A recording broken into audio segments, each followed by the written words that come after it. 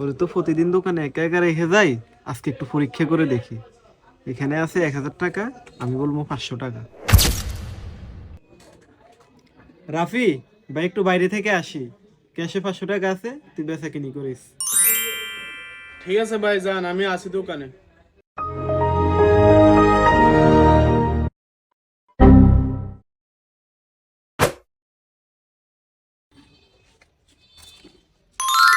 কি রে, ভাই বলছে 500 টাকা, এখন তো 1,000 টাকা। না, আজকে খুব টাকার প্রয়োজন, আজকে এখান থেকে 500 টাকা চুরি করবো।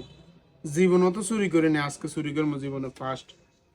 ভাই মনে বলতে পারবো না, ভাই মনে করছে 500 টাকা আছে।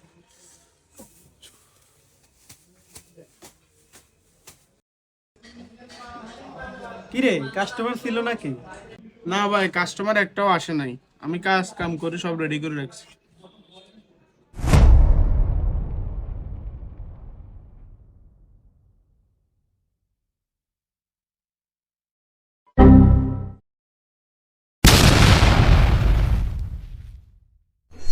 তাহলে আমি এতদিন ভুল মানুষকে বিশ্বাস করছি? ওই সত্যি সত্যি আমার ক্যাশ থেকে টাকা চুরি করে?